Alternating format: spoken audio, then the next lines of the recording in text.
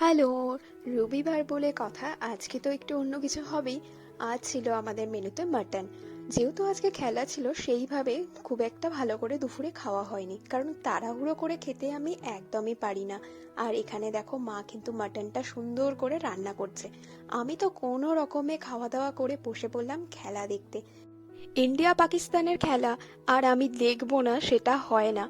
যেদিন খেলা থাকে সেদিন না আমি সব কাজ থাকে অন্যদিকে আর আমি থাকি অন্যদিকে।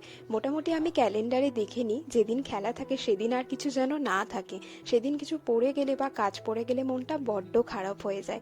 দুপুরে যেহেতু সেইভাবে খুব একটা ভালো করে খেতে পারিনি, তাই সন্ধে না হতে হতে আমার পেয়ে গেছিল খিদে। মাকে বললাম, 2 মিনিটে তুমি আমাকে ম্যাগি বানিয়ে দাও তাড়াতাড়ি।